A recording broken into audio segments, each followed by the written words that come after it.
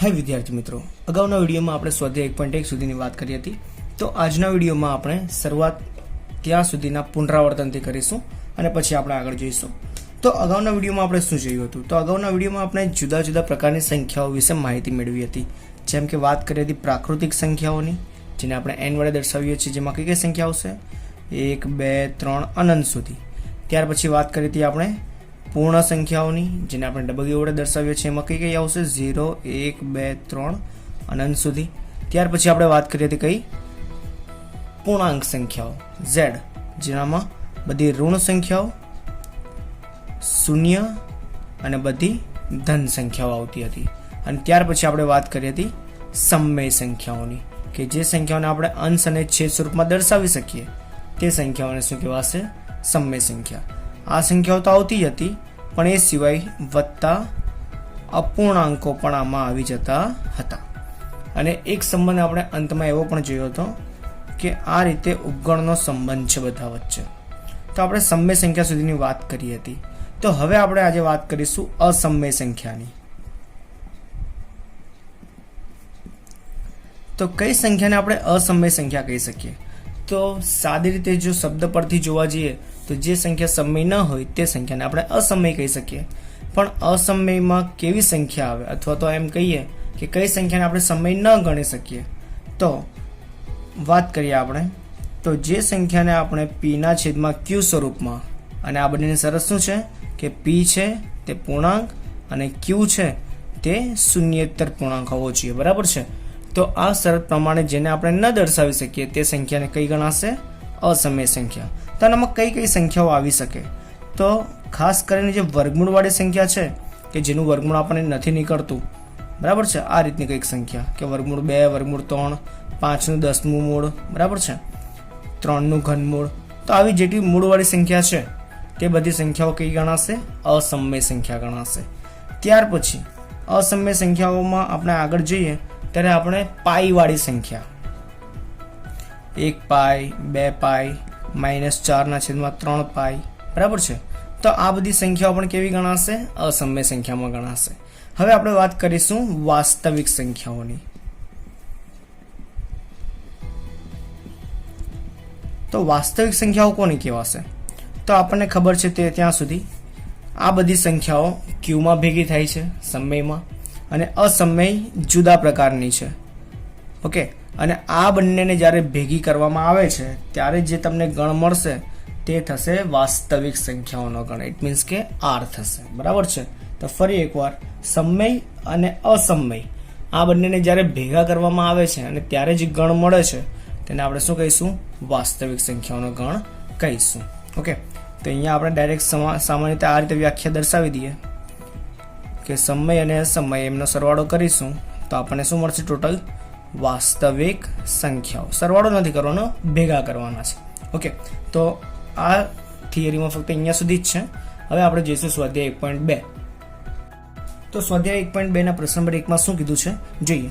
સત્ય છે કે અસત્ય નીચેના વિધાનો તે કારણ સહિત આપણે દર્શાવવાનું છે। તો પ્રથમ વિધાન શું કહે છે કે દરેક અસમય સંખ્યા એ વાસ્તવિક સંખ્યા છે। હવે આપણે અગાઉના વિડીયોમાં વાત કરી હતી કે જ્યારે ગાડી તમારી આ દિશામાં જશે, બરાબર? કંઈક આ પ્રમાણે આપણે જોયું હતું કે n w પછી z q અને હવે આવશે વાસ્તવિક, અને એ સિવાય આવશે અસમય। તો જ્યારે પણ ગાડી તમારી આ દિશામાં જશે ત્યારે વિધાન કેવું થશે? સાચું। અને જો રિવર્સ આવતું હશે તો ખોટું।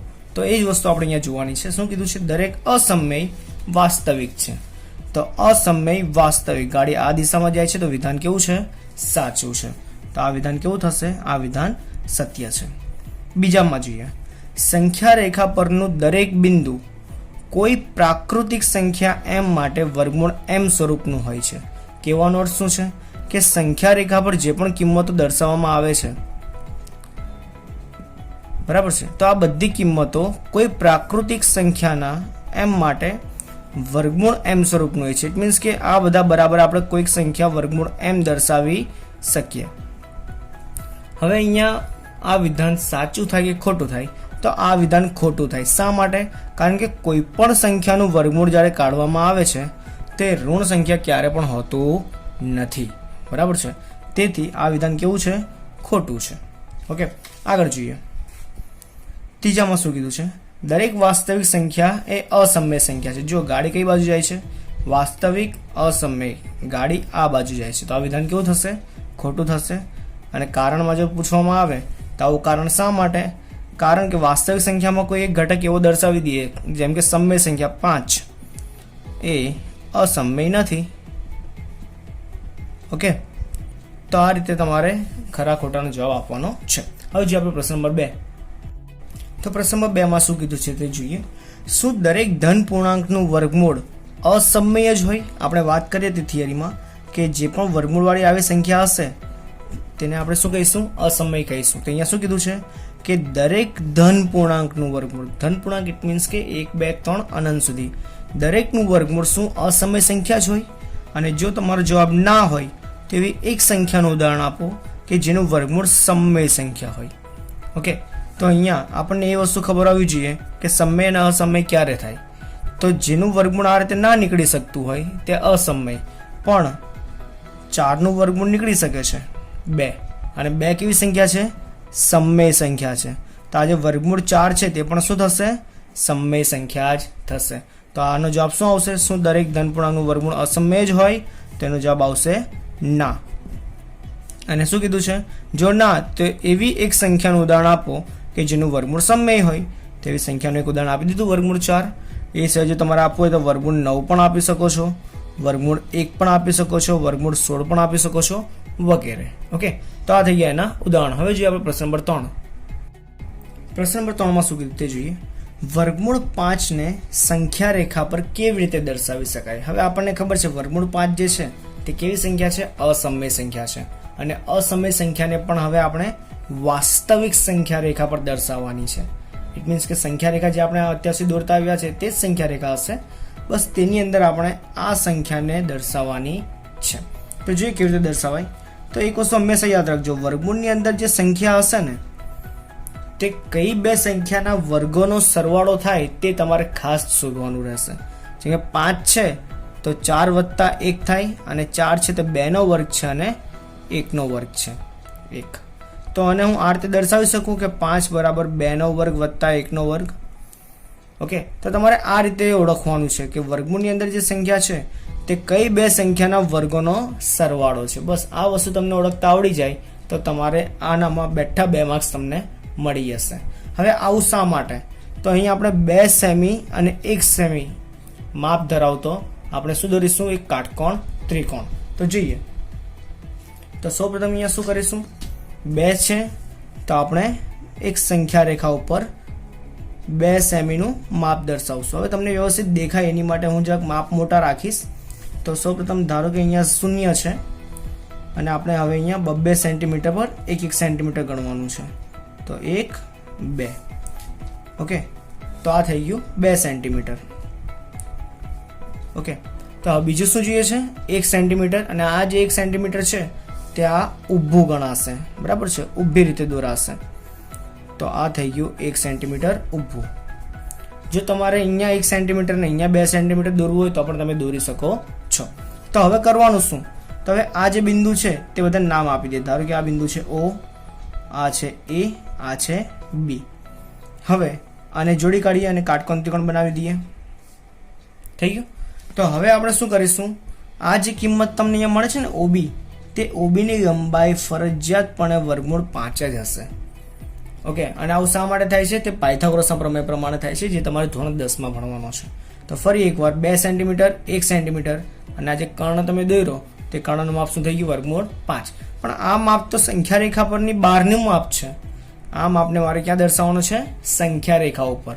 તો હું શું કરીશ? વર્તુળનો ઉપયોગ કરીશ. વર્તુળથી આ OB નું જે માપ છે તે માપીશ. આ OB નું માપ મળી ગયું. હવે શું કરીશ? O ને કેન્દ્ર રાખીને આને B પાસેથી નીચે ઉતારી ગઈશ, આ રીતે કંઈક. ઓકે, તો આ શું કર્યું? તો આ જે માપ હતું તે માપ હું અહીંયા દર્શાવું છું, અને આ જે અહીંયા મને બિંદુ મળશે ને તે બિંદુ છે વર્ગમૂળ 5. ઓકે, તો આપણને એક વસ્તુ ખબર પડવી જોઈએ કે 4 નું વર્ગમૂળ 2 થાય તો 5 નું વર્ગમૂળ 2 કરતાં મોટું જ થશે. ઇટ મીન્સ કે એની નજીક જ આવશે.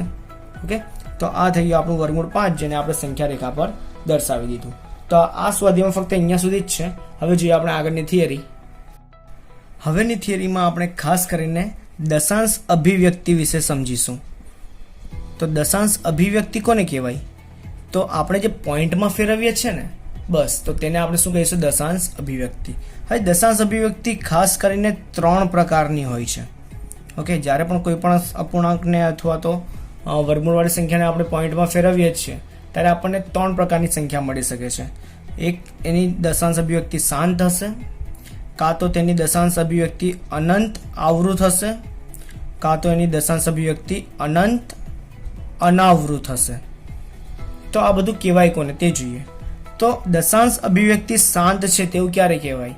તો જ્યારે પોઈન્ટ પછીના આંકડા ગણી શકાય, જેમ કે 4.2, 5.132. તો જો પોઈન્ટ પછીના જે આંકડા છે તે ગણી શકાય છે, અહીંયા 1 છે, અહીંયા 3 છે, તો આવી દશાંશ અભિવ્યક્તિને આપણે શું કહીશું? શાંત કહીશું. ત્યાર પછી અનંત આવૃત ને અનંત અનાવૃત કોને કહેવાશે? તો શબ્દ પરથી જ ખબર પડી જશે કે અનંત, તો પોઈન્ટ પછીના આંકડા ક્યાં સુધી હશે? અનંત સુધી. પણ જ્યારે આવૃતની વાત થાય છે અને અનાવૃતની વાત થાય છે તો એનો અર્થ કેવી રીતે કાઢીશું?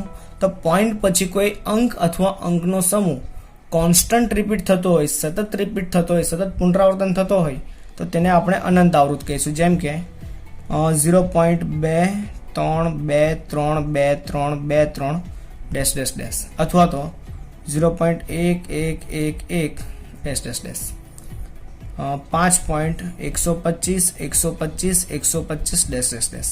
તો જો અહીંયા પોઈન્ટ પછી અહીંયા 2 અંકનો સમૂહ કોન્સ્ટન્ટ રિપીટ થાય છે, અથવા તો 1 અંક રિપીટ થાય છે, અથવા તો 3 અંકનો સમૂહ રિપીટ થાય છે, તો આવી જે અનંત વાળી સંખ્યાઓ છે તેને આપણે શું કહીશું? અનંત આવૃત કહીશું. અને જો પોઈન્ટ પછીના અંકો કોન્સ્ટન્ટ રિપીટ ના થતા હોય, જેમ કે 0.1 0 2 3 5 3 8 4 ડેશ ડેશ ડેશ, તો આવી જે સંખ્યાઓ છે તો તેને આપણે શું કહીશું? અનંત અને અનાવૃત કહીશું.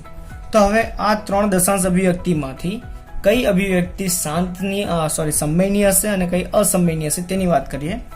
તો જેની દશાંશ અભિવ્યક્તિ શાંત અને અનંત આવૃત હશે તે હંમેશા સમય સંખ્યા જ હશે. ઓકે, અને જેની દશાંશ અભિવ્યક્તિ અનંત અનાવૃત હોય તે સંખ્યા હંમેશા અસમય સંખ્યા જ હશે. અને આવું કેવી રીતે થશે? અને આવી સંખ્યાને આપણે અંશ છેદ સ્વરૂપમાં, ઇટ મીન્સ કે પીના છેદમાં ક્યુ સ્વરૂપમાં કેવી રીતે ફેરવી શકીએ તે આપણે સ્વાધ્યાયમાં જોઈશું. અને એ સિવાય જરાક આપણે હિન્ટ માટે અથવા તો યાદ રહે એ માટે જરાક નોટ ડાઉન કરીએ કે જ્યારે તમારી પાસે આ રીતની સંખ્યા હશે કે પોઈન્ટ પછી 1 અંક રિપીટ થાય છે, તો એને જ્યારે આપણે પીના છેદમાં ક્યુ સ્વરૂપમાં ફેરવીશું તો અહીંયા કોણ રિપીટ થાય છે? પી અને છેદમાં 9. તો આ થશે શું? તેનું પીના છેદમાં ક્યુ સ્વરૂપ. ધારો કે પોઈન્ટ પછી 2 અંક રિપીટ થાય છે, પી ક્યુ પી ક્યુ પી ક્યુ ડેશ ડેશ ડેશ, તો પી ક્યુના છેદમાં 99. અને જો 3 અંક રિપીટ થતા હોય કે 0.pqr pqr dash dash dash, તો શું આવશે? pqr ના છેદમાં 999. બરાબર છે. પણ જ્યારે તમારી પાસે કંઈક આ પ્રમાણેની સંખ્યા હશે કે a point B C D bar, D bar it means કે બી અને સી એકવાર આવે છે, પછી ફક્ત ને ફક્ત ડી જ આવે છે. આવી સંખ્યા હોય ને 1.2 3 3 3 3, તો પોઈન્ટ પછી તમારી પાસે 2 તો છે જ, પણ એના પછી ફક્ત 3 3 3 એ જ સંખ્યા રિપીટ થાય છે. તો આવી સંખ્યાને જ્યારે તમે અંશ અને છેદમાં ફેરવો છો ત્યારે તમારી પાસે કેવી રીતે જવાબ દેખાશે? તો તમારો અંશ કંઈક આ પ્રમાણે હશે. ઓકે, અને છેદમાં શું આવશે? છેદમાં આવશે તમારે 990, કારણ કે જો અહીંયા 2 અંક છે તો એના 99 અને જે અંક રિપીટ થાય છે તેનો 0. બરાબર છે. તો આ વસ્તુ ફક્ત તમારે યાદ રાખવાની છે કે 1 માર્ક્સમાં પૂછાય તો તમને કામ આવશે. હવે આપણે જોઈએ નેક્સ્ટ સ્વાધ્યાય. તો સ્વાધ્યાય 1.3 પ્રશ્ન નંબર 1 માં શું કીધું તે જોઈએ. નીચેની સંખ્યાઓને દશાંશ સ્વરૂપમાં લખો અને તે કેવા પ્રકારની દશાંશ અભિવ્યક્તિ ધરાવે છે તે પણ જણાવો. હવે તમને અહીંયા જે પણ પ્રશ્નો આપ્યા છે તે દરેક પ્રશ્નોમાં તમને અંશ અને છેદવાળી સંખ્યા જ આપી છે. ઇટ મીન્સ કે તમને બધી સમય સંખ્યા જ આપી છે, પણ તમારે ઓળખવાનું છે કે એની દશાંશ અભિવ્યક્તિ કેવી છે, શાંત છે કે અનંત આવૃત છે. બરાબર છે. તો એ કેવી રીતે શોધી શકાશે તેની આપણે જોઈએ, ચર્ચા કરીએ. તો પ્રથમ છે તમારી પાસે 36/100, તો આને તો આપણે સામાન્ય રીતે ફેરવી શકીએ છીએ કે પોઈન્ટ પછી 2 આંકડા હોવા જોઈએ. તો 0.36, તો આની દશાંશ અભિવ્યક્તિ કેવી થઈ ગઈ? તો આ થઈ ગઈ શાંત. કેમ કે પોઈન્ટ પછીના આંકડા ગણી શકાય છે. બીજો જોઈએ, બીજામાં શું કીધું છે 1/11. તો આને આપણે પોઈન્ટમાં ફેરવવું હોય તો સામાન્ય રીતે આપણે શું કરવું પડે, ભાગાકાર. 1/11 ભાગ ચાલશે નહીં, તો અહીંયા આવશે પોઈન્ટ અને આ પ્રમાણે હવે 0 ઉમેરાયા કરશે. તો 10 હશે તો પણ ભાગ નહીં ચાલશે, તો ફરી આવશે 0. હવે 100 થઈ ગયા તો 11 9 99. 100 માંથી 99 જોઈએ તો 1, ઉપરથી આવશે 0. ફરી ભાગ નહીં ચાલશે, ફરી ઉપર અને નીચે 0. પછી 11 9 99 વધ્યો 1. ફરી એ જ પ્રક્રિયા ચાલશે. તો અહીંયા તમારી પ્રક્રિયા આ પ્રમાણે આગળ વધ્યા કરશે. તો તમારો જવાબ શું આવે છે, તો જવાબ આવે છે 0.0909 અનંત સુધી. તો અહીંયા જુઓ પોઈન્ટ પછી 09 છે તે કોન્સ્ટન્ટ રિપીટ થાય છે, તો તેની ઉપર આપણે 12 વડે દર્શાવી શકીએ, બરાબર છે, અને 12 કહેવાય. તો આની દશાંશ અભિવ્યક્તિ કેવી થઈ ગઈ, અનંત આવૃત. ઓકે, તો આ પ્રમાણે આપણે શોધવાનું છે. ત્રીજો જોઈએ, ત્રીજામાં શું કીધું છે 4.1/8 અથવા 1/8, અને આપણે સામાન્ય અપૂર્ણાંકમાં ફેરવીએ તો 8 ચોક 32 ને 1 33/8. તો હવે આપણે આનો ભાગાકાર કરીશું 33/8. તો 8 ચોક 32 વધ્યો 1, ભાગની ચાલશે, અહીંયા આવશે પોઈન્ટ, અહીંયા આવશે 0. તો હવે શું થશે આ પ્રમાણે, તો 8 એકુ 8 વધ્યા 2, ઉપરથી આવશે 0. પછી 8 દુ 16 વધ્યા 4, ઉપરથી આવશે 0, અને 8 પંચે 40. તો શેષ 0 થઈ ગઈ. તો આનો જવાબ શું આવે છે, તો આનો જવાબ આવે 4.125. તો આની દશાંશ અભિવ્યક્તિ કેવી થઈ ગઈ, તો એ થઈ ગઈ શાંત. ઓકે, ચોથો જોઈએ. ચોથામાં શું કીધું છે 3/13. તો હવે ચોથો જરાક મોટો થશે કારણ કે 13 વડે ભાગાકાર છે, તો આપણે અહીંયા ગણી કાઢીએ 3/13. તો હવે આપણે કરીએ ભાગાકાર. 3/13 ભાગની ચાલશે, તો અહીંયા પોઈન્ટ અને અહીંયા 0. પછી 13 દુ 26 વધ્યા 4, ઉપરથી આવશે 0. ઓકે, પછી 13 તેરી 39 વધ્યો 1, ઉપરથી આવશે 0. હવે ભાગ ચાલશે નહીં ચાલશે, તો ઉપર નીચે બંને જગ્યાએ 0 0 મૂકવું પડશે. પછી 13 × 7 = 91 વધ્યા કેટલા 9, ઉપરથી આવશે 0. પછી 13 × 78 વધ્યા કેટલા 12, ઉપરથી આવશે 0. પછી 13 × 9 = 117 વધ્યા કેટલા 3. તો હવે ફરી અહીંયાથી 3 થી ગાડી શરૂ કરી હતી, ફરી 3 આવી ગયું. ઇટ મીન્સ કે હવે ફરી એ જ આંકડા રિપીટ થશે 2 3 0 7 6 9 2 3 0 7 6 9. તો અહીંયા તમારો જવાબ શું આવશે, તો 0.230 7 6 9 આની ઉપર આવી હશે 12. ઓકે, તો હવે આ દશાંશ અભિવ્યક્તિ કેવી થઈ ગઈ, અનંત અને આવૃત. તો આ રીતે તમે ઓળખી શકશો. પાંચમો જોઈએ. પાંચમામાં શું કીધું છે, તો 2/11. તો ફરી એ જ વસ્તુ 2/11 કરીશું, ભાગની ચાલશે 0 પોઈન્ટ. ઓકે, તો હવે 20 છે, તો 11 એકુ 11 વધ્યા 9, ઉપરથી આવશે 0. 11 × 8 = 88 વધ્યા 2. તો જો 2 થી શરૂઆત કરી હતી, ફરી 2 આવી ગયો. તો હવે આની આગળ શું ચાલશે એ આપણને ખબર છે, 18 જ રિપીટ થવાનું છે. તો આનો જવાબ શું આવશે, 0.1812. 1 અને 8 બંનેની ઉપર 12 આવશે. તો આની દશાંશ અભિવ્યક્તિ કેવી થઈ ગઈ, અનંત અને આવૃત. અને છઠ્ઠામાં શું કીધું છે 329/400. હવે આ બે રીતે ગણી શકાય. કાં તો 329 ને તમે 400 વડે ભાગો, અથવા તો 329 ને તમે 4 × 100 4 વડે ભાગીને છેદમાં 100 છે તો પોઈન્ટને 2 સ્ટેપ આગળ ગઈ આવો, એ રીતે પણ થશે. આપણે એ જ વસ્તુ કરીશું. 329/4, તો 8 ચોક 32, ઉપરથી આવશે 9. 4 દુ 8 વધ્યો 1, ભાગની ચાલશે, તો અહીંયા પોઈન્ટ, અહીંયા 0. 4 દુ 8 વધ્યા 2, ઉપરથી આવશે 0, અને 4 પંચે 20. તો આનો જવાબ શું આવે છે, ફક્ત આનો જ. ઓકે, એ શું આવશે 82.25 અને છેદમાં 100. તો પોઈન્ટને 2 સ્ટેપ ક્યાં જવા દેવાના, ડાબી બાજુ, તો 0.8225 તે આવશે આનું જવાબ. અને આ કેવી અભિવ્યક્તિ છે, તો આ છે શાંત. ઓકે, તો આ પ્રમાણે ભાગાકાર પરથી તમે દશાંશ અભિવ્યક્તિ નક્કી કરી શકો છો. હવે જે આપણે પ્રશ્ન નંબર 2. હવે પ્રશ્ન નંબર 2 માં શું કીધું તે જોઈએ. તો તો તમને 1/7ની કિંમત તમને આપી છે, બરાબર, દશાંશ અભિવ્યક્તિ તમને આપી છે. હવે તમને શું કીધું છે કે ભાગાકારની લાંબી પ્રક્રિયા વગર ફક્ત આ કિંમત પરથી તમે આ બધાની કિંમત શોધી શકો છો. તો આપણે શોધી શકીએ, જોઈએ કેવી રીતે. તો 2/7 છે તેને હું આ રીતે પણ દર્શાવી શકું, 2 × 1/7. ઓકે, હવે આની કિંમત તો છે મારી પાસે 2 × 0.14, 28, 57, 12. તો હવે હું શું કરીશ, ફક્ત 2 વડે આને ગુણાકાર કરીશ અને જે ઉપર આવશે તેની ઉપર 12 મૂકી દઈશ. તો જોઈએ, 7 દુ 14 નો 4 વધી 1, 5 દુ 10 ને 1 11 નો 1 વધી 1, 8 દુ 16 ને 1 17 નો 7 વધી 1, 2 દુ 4 ને 1 5, પછી 4 દુ 8 અને 2 એકુ 2, અહીંયા પોઈન્ટ અને અહીંયા 0 અને આની ઉપર આવી હશે 12. ઓકે, તો આ પ્રમાણે તમારે ફક્ત ગુણાકાર કરીને તમે આ કિંમત મેળવી શકો છો. આગળ જોઈએ, 3 × 1/7, તો 3 × 0.14, 28, 57, 12. જ્યારે તમે 3 સાથે ગુણાકાર કરશો જવાબ શું આવશે, 0.42, 85, 71, 12. આગળ 4 × 1/7, તો 4 × 0.14, 28, 57, 12. 4 વડે ગુણાકાર કરો તો 0.57, 14, 28, 12. આવો કંઈક જવાબ આવશે.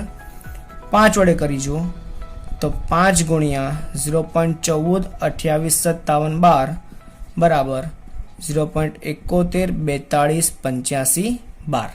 અને લાસ્ટ વન 6 × 1/7, તો 6 × 0.14, 28, 57, તો ગુણાકાર શું થશે, એ થશે 0.85, 71, 42. તો આ પ્રમાણે તમે શોધી શકો છો. હવે જે આપણે પ્રશ્ન નંબર 3. હવે પ્રશ્ન નંબર 3માં શું કીધું છે કે તમારે પાસે જે અહીંયા પોઈન્ટવાળી સંખ્યા આપી છે તેને તમારે P/Q સ્વરૂપમાં ફેરવવાની છે. તો હવે આની ગણતરી બહુ ઇઝી છે અને પરીક્ષામાં ખાસ પૂછાય એવી છે. તો આપણે જોઈએ. તો સૌપ્રથમ આપણે શું કરીશું, ધારો કે x બરાબર 0.612 છે, બરાબર. જે સંખ્યા તમને આપી છે તેને આપણે x ધારી લઈશું અને આ 12ને હટાવીને આપણે એને સામાન્ય રીતે દર્શાવી દઈશું. તો આ રીતે દર્શાવાશે. અને એક વસ્તુ હંમેશા યાદ રાખજો, તમારો પોઈન્ટ જે છે તે હંમેશા જે આંકડા કે આંકડાનો સમૂહ રિપીટ થાય છે તેની જ આગળ આવવો જોઈએ. જો અહીંયા કોઈ એક સંખ્યા હજી હશે તો બંને બાજુ કંઈક 10 અથવા 100 જે પણ ગુણાતું હોય તે ગુણીને તમારે પોઈન્ટને તેમની નજીક મૂકી દેવાનું. જોઈશું એ કેવી રીતે આવશે તે. તો અહીંયા જે રિપીટ થતું છે તેની આગળ જ પોઈન્ટ છે એટલે આપણે કંઈ ચેન્જીસ કરવાની જરૂર નથી. તો આ થઈ આપણું સમીકરણ નંબર 1. હવે તમારે એ જોવાનું છે કે કેટલા અંકની ઉપર 12 છે. એક અંકની ઉપર તો તમારે એક શૂન્યવાળી સંખ્યા 10 વડે બંને બાજુ ગુણવાનું છે.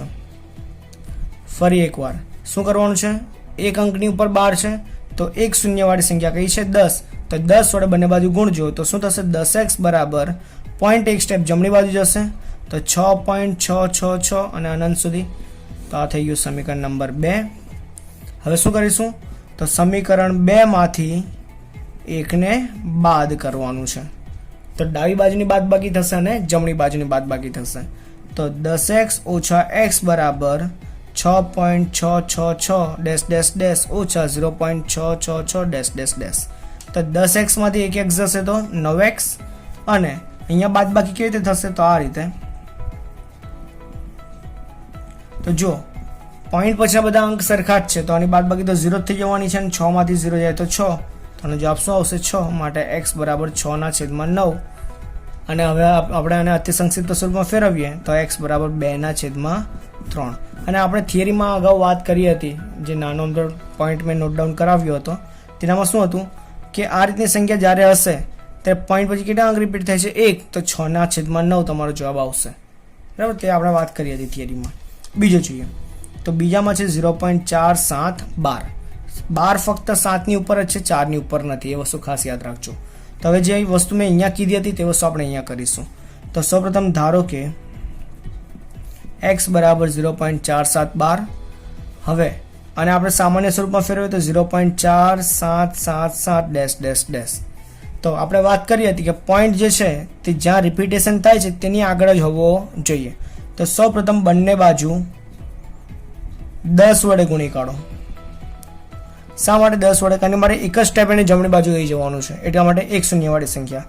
તો 10x બરાબર 4.777. હવે જે પોઈન્ટ પછી રિપીટેશન મારે જોઈએ તે મને મળી ગયું. તો આ થઈ ગયું સમીકરણ નંબર 1. હવે તમારે જોવાનું છે પોઈન્ટ પછી કેટલા અંકોનો સમૂહ રિપીટ થાય છે. તો અહીંયા એક જ અંકનો છે, તો ફરી બંને બાજુ 10 વડે ગુણીશું. તો બંને બાજુ ફરી 10 વડે ગુણતા તો અહીંયા શું થશે 100x બરાબર પોઈન્ટ એક સ્ટેપ જમણી બાજુ તો 47.777. તો આ થયું સમીકરણ નંબર 2. હવે આપણને ખબર જ છે શું કરવાનું છે, સમીકરણ 2 ઓછા 1 કરતા તો 100 માંથી 10 જાય તો 90x અને પોઈન્ટ પછી તો અહીંયા બધું નીકળી જવાનું છે. 47 માંથી 4 જાય તો 43 માટે x બરાબર 43/90. ઓકે, તો આ પ્રમાણેની વસ્તુ થાય છે. અને ત્રીજો આપણે જોઈએ, ત્રીજામાં શું કીધું છે 0.00112. હવે 3 અંકની ઉપર 12 છે. તો હવે સૌપ્રથમ ધારણા કરીએ તો x બરાબર 0.001001 અનંત સુધી આ પ્રમાણે. તો હવે આને આપણે દઈશું સમીકરણ નંબર 1. ત્યાર પછી પોઈન્ટ પછી 3 આંકડાનો સમૂહ રિપીટ થાય છે કારણ કે 3 અંકની ઉપર 12 છે. તો હવે કેટલા વડે ગુણીશું, તો બંને બાજુ 3 શૂન્યવાળી સંખ્યા 1000 વડે ગુણીશું. તો 1000 વડે ગુણતા શું થશે, તો 1000x બરાબર 0.3 સ્ટેપ આ બાજુ જશે તો 1.001001 તો આ થઈ ગયું તમારું સમીકરણ નંબર 2. તો હવે તમારે શું કરવાનું, સમીકરણ 2 માંથી 1 ને બાદ કરવાના. તો 2 માંથી 1 ને બાદ કરીએ તો શું થશે, 1000 માંથી 1 જાય તો 999 વધશે. અહીંયા પોઈન્ટ ભાઈ તો સરખું છે નીકળી જશે અને 1 માંથી 0 જાય તો 1 માટે x બરાબર શું આવશે 1/999. તો આ થઈ ગયો તમારો જવાબ. હવે જે પ્રશ્ન નંબર 4. હવે પ્રશ્ન નંબર 4 માં આપણે આ જ સંખ્યા તમને આપી છે 0.999 અનંત સુધી. તો આ સંખ્યાને આપણે અંશ અને છેદ સ્વરૂપમાં p/q સ્વરૂપમાં આપણે ફેરવવાનું છે. તો શરૂ કરીએ. સૌપ્રથમ ધારો કે x બરાબર આ થશે, રિપીટેશનની આગળ જ પોઈન્ટ છે એટલે વાંધો નહીં, આ થશે સમીકરણ નંબર 1.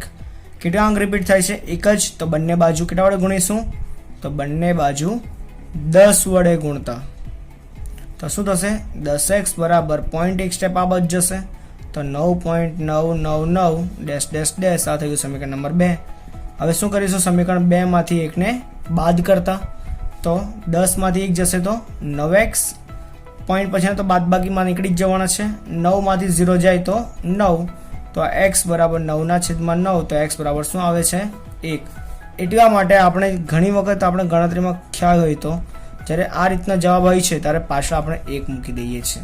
જેમ કે 4.9999 અનંત સુધી જાય છે તો આપણે શું કરીએ છીએ 5 બરાબર લેતા હોઈએ છીએ, બરાબર. એપ્રોક્સિમેટ જે કિંમત મૂકીએ છીએ ને તેનું કારણ શું, તો તેનું કારણ આ છે. ઓકે, હવે જોઈએ આપણે પ્રશ્ન નંબર 5. તો પ્રશ્ન નંબર 5 માં શું કીધું છે, 1/17 ની દશાંશ અભિવ્યક્તિમાં પુનરાવર્તિત અંકોની સંખ્યા વધુમાં વધુ કેટલી હોઈ શકે. ઇટ મીન્સ કે જે અંકોનો સમૂહ રિપીટ થતો હશે તે અંકોના સમૂહમાં કેટલા અંકો વધુમાં વધુ હોઈ શકે તેની વાત કરી છે. તો છેદમાં 17 છે તો વધુમાં વધુ 17 ઓછા 1 બરાબર 16 અંક જ હોઈ શકે. આ વસ્તુ ખાસ યાદ રાખજો, તમને 1 માર્ક્સમાં કામ આવશે. છેદમાં જે હશે તેના કરતાં 1 અંક ઓછો, તો 16 અંક તમારા હોઈ શકે. હવે આપણે ભાગાકાર કરીને જવાબ ચેક કરીશું કે શું આ જવાબ સાચો છે કે ખોટો છે. તો શરૂ કરીએ આપણે ભાગાકાર. તો 1/17 તો તમને 17 નો ઘડિયો આવડવો જોઈએ. તો ભાગ નીચે આવશે તો 0 પોઈન્ટ, તો અહીંયા શું આવશે 10, તો ફરી ભાગ નીચે આવશે, ફરી અહીંયા 0 અને અહીંયા તો ખબર જ છે કે આ રીતે 0 ઉમેરાતા જશે ને નીચે આવતા જ જશે. તો અહીંયા 100 છે અને અહીંયા 0, તો 17 પંચે 85 કેટલા વધશે 15, ઉપરથી આવશે 0. હવે 150 છે તો 17 8 136, કારણ કે 17 9 શું થઈ જશે 153 થઈ જશે. તો શેષ શું વધશે, તો શેષમાં વધશે 4 અને 36, 150 માંથી 36 જાય તો 14 વધશે, ઉપરથી આવશે 0. હવે છે 140, તો ફરી 17 8 136 કેટલા વધશે 4, ઉપરથી આવશે 0. 40 છે તો 17 2 34, તો 6 અને 0, બરાબર. જ્યાં સુધી ભાગાકાર થતો હોય ત્યાં સુધી આપણે કઈ રાહ કરવાનો, જ્યાં સુધી શેષ તમારે 1 ના વધે ત્યાં સુધી. તો હવે 60 આવ્યું તો 17 તેરી 51, શેષ શું આવે 9, ઉપરથી આવ્યો 0. પછી 90 છે તો 17 પંચે 85 કેટલા વધ્યા 5, ઉપરથી આવ્યો 0. 17 તેરી 51 થઈ જાય છે તો 17 2 34 કેટલા વધશે 16, ઉપરથી આવશે 0. 160 છે તો 17 9 153, વધ્યા કેટલા 7, ઉપરથી આવશે 0. 70 છે તો 17 ચોક 68, વધ્યા 2, ઉપરથી આવશે 0. 17 એકુ 17, શેષ વધશે 3, ઉપરથી આવશે 0. પછી 30 છે તો 17 દુ 34, તો 17 એકુ 17, વધ્યા 13, ઉપરથી આવશે 0. 130 છે તો 17 ના ઘડિયામાં 17 નવા 119, કારણ કે 17 અઠે 136 છે ને, તો અહીંયા બાદબાકી શું આવશે? તો એ આવશે 11, ઉપરથી આવશે 0. 110 છે તો 17 છંગ 102, તો શેષ શું વધશે? તો શેષમાં વધશે 8 અને ઉપરથી આવશે 0. 80 છે 17 પંચે 85, એટલે 17 ચોક 68, શેષ શું વધશે? તો 68 ને 2 70, એટલે 12 વધશે, ઉપરથી આવશે 0. 120 છે તો 17 સત્તે 119, તો શેષ 1. હવે જ્યાંથી આપણે શરૂઆત કરી હતી 1 થી, તો 1 પર જ આવીને પૂરું થઈ ગયું. અને હવે જે આગળની સાદુરૂપ જે અપાશે, ભાગાકાર થશે, તેના ફરી અહીંયાથી આ જ અંક પર ફરી રિપીટ થવાના છે. તો અહીંયા આવીએ હવે અનંત સુધી.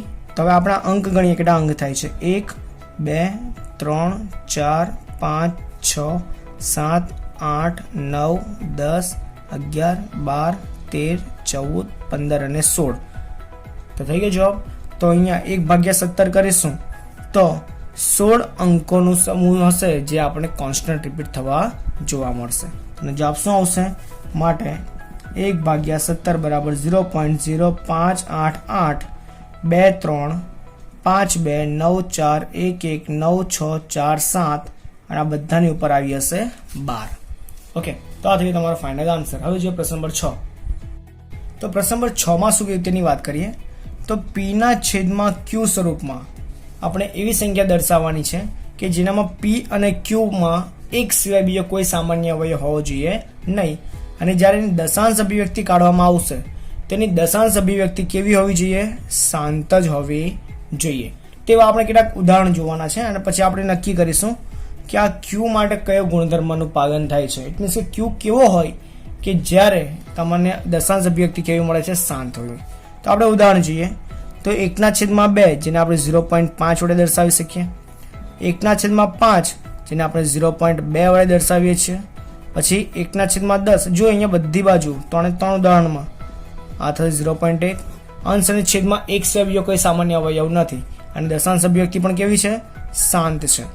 ઓકે, તો આગળ એક હજી જોઈ કાઢીએ. તો 1/100 તો 0.01. તો અહીં જે આપણે સંખ્યાઓના ઉદાહરણ આપ્યા, તો એનામાં છેદ માટે કયો ગુણધર્મ બને છે કે છેદ કેવો હોય ત્યારે દશાંશ અભિવ્યક્તિ શાંત થાય?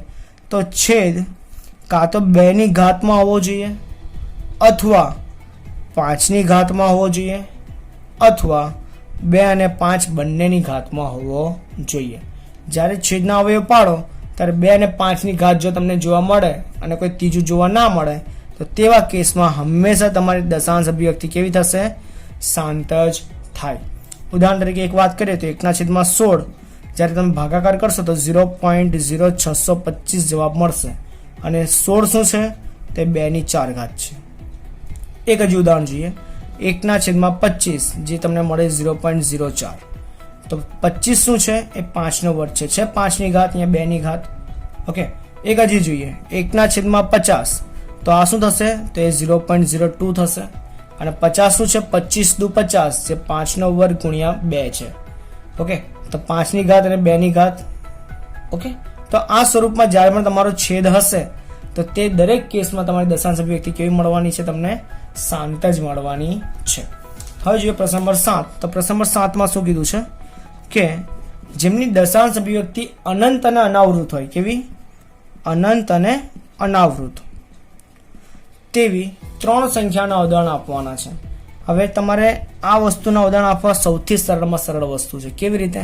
તો પોઈન્ટ પછી તમારા અંક રિપીટ થવા જોઈએ નહીં. અને જો તમારે એમાં પણ પેટર્ન જોતી હોય તો તમે આ રીતે કંઈક દર્શાવી શકો છો. 1.01 001 001 ડેશ ડેશ ડેશ. તો જુઓ અહીંયા શું થાય છે? એક વખત 01 આવે છે, પછી 001 આવે, પછી 001 આવે છે. તો અહીં કોઈ ચોક્કસ સમૂહ તો રિપીટ થતું નથી, કોન્સ્ટન્ટ. બરાબર છે? તો આ થઈ ગઈ તમારી અનંત અનાવૃતનું એક ઉદાહરણ. બીજું એક જોવું હોય તો 0.02 002 002 ડેશ ડેશ ડેશ, અથવા તો ત્રીજું જોવું હોય તો 0.05 005 0005. ઓકે, તો આ થઈ ગયા તમારા 3 ઉદાહરણ જે એકદમ સરળ રીતે તમે દર્શાવી શકો છો. હવે આપણે જે પ્રશ્ન નંબર 8, તો પ્રશ્ન નંબર 8માં શું કીધું છે કે 5/7 અને 9/11 વચ્ચેની તમારે 3 જુદી જુદી અસમય સંખ્યાઓ આપવાની છે. કઈ સંખ્યા? તો અસમય સંખ્યા. અગાઉ જે આપણે સ્ટાર્ટિંગમાં વાત કરી હતી કે બે સમય સંખ્યાની વચ્ચેની સમય સંખ્યા શોધો, તેની માટે આપણે 4 પ્રકારની વાત કરી હતી કે 4 પ્રકાર તમે એને શોધી શકો છો.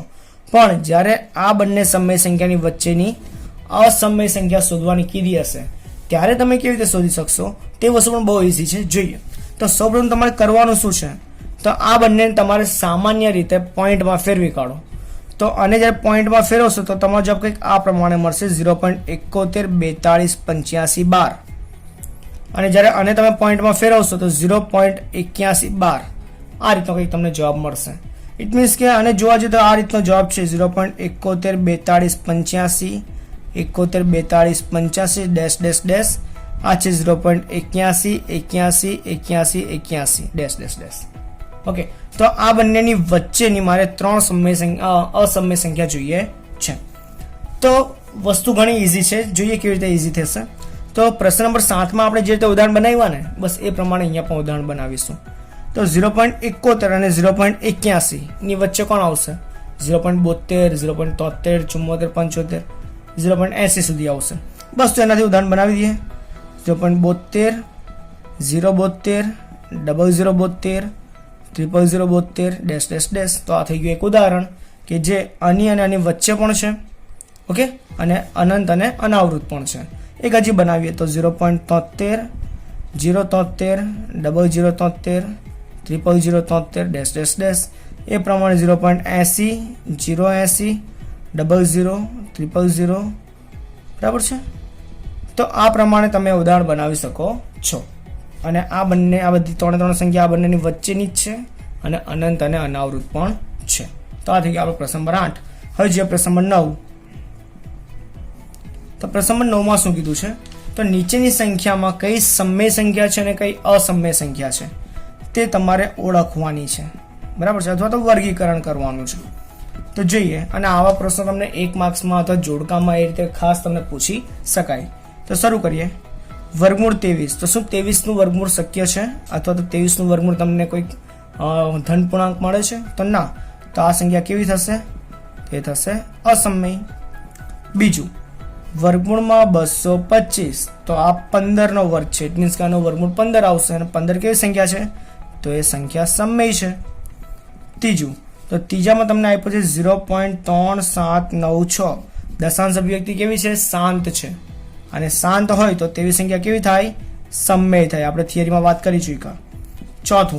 ચોથામાં તમને આપ્યું છે 7.478478 ડેશ ડેશ ડેશ. હવે અહીંયા જુઓ 478 478 3 અંકનું સમૂહ રિપીટ થાય છે અને કોન્સ્ટન્ટ રિપીટ થાય છે, અનંત છે. તો આ આની દશાંશ અભિવ્યક્તિ કેવી છે? અનંત અને આવૃત. અને અનંત આવૃત હોય તો એ સંખ્યા કેવી થાય? તો એ થશે સમય થશે. અને પાંચમું 1.10 1.10 100 1300 ડેશ ડેશ ડેશ. અને આવી સંખ્યા તો આપણે જોઈ જ છીએ કેવી થશે? અસમય. કારણ કે આ અનંત અને અનાવૃત દશાંશ અભિવ્યક્તિ છે એટલા માટે. તો આ વિડીયોમાં ફક્ત અહીંયા સુધી જ મળીશું. આપણે નેક્સ્ટ વિડીયોમાં નવી થિયરી નવા સ્વાધ્યાય સાથે. ત્યાં સુધી ટેક કેર, ગુડ બાય.